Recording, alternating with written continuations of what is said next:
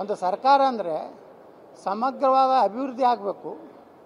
ಜನರಿಗೆ ಏನು ಕನಿಷ್ಠತಮ ಏನು ಸೌಲಭ್ಯ ಸಿಗಬೇಕೋ ಅದು ಸಿಗ್ತಾ ಇಲ್ಲ. ಎಲ್ಲ ನೇಮಕಾತಿಗಳು ಇವತ್ತು ಸ್ಥಗಿತ ಆಗಿವೆ.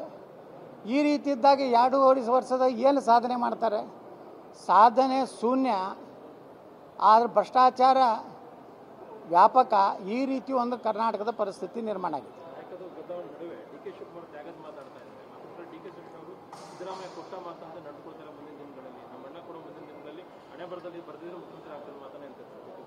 ಡಿ ಕೆ ಶಿವಕುಮಾರ್ ಅವರು ಪಾಪ ಹತಾಶೆ ಆಗ್ಯಾರ. ಅವ್ರು ಈ ಕಡೆನೇ ಹೇಳಿಕೆಗಳು ನೋಡಿದ್ರೆ ಪಾಪ ಅವರೆಲ್ಲ ಸಾಕಷ್ಟು ಎಲ್ಲ ತಯಾರು ಮಾಡ್ಕೊಂಡಿಟ್ಟಾರೆ. ಬಿಹಾರಕ್ಕೆ ಸಾಕಷ್ಟು ದುಡ್ಡು ಕೊಟ್ಟು ಕಳಿಸಿದ್ರು.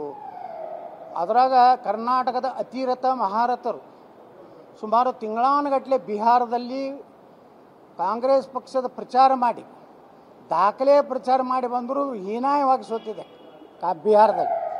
ಅಂದರೆ ಡಿ ಕೆ ಶಿವಕುಮಾರ್ ಅವರಿಗೆ ಇವಾಗ ಬ್ರಹ್ಮ ನಿರಸನ ಆಗಿದೆ. ಏನು ಇವತ್ತು ಸಿದ್ದರಾಮಯ್ಯನವ್ರಿಗೆ ಕೈ ಹಚ್ಚಿದ್ರೆ ಬಿಹಾರದ ಚುನಾವಣೆ ನಂತರ ಕಾಂಗ್ರೆಸ್ ಹೈಕಮಾಂಡ್ ಸಂಪೂರ್ಣವಾಗಿ ಸಿದ್ದರಾಮಯ್ಯವ್ರ ಮುಂದೆ ತಲೆಬಾಗಿ ನಿಂತಿದೆ, ಸರೆಂಡರ್ ಆಗಿದೆ.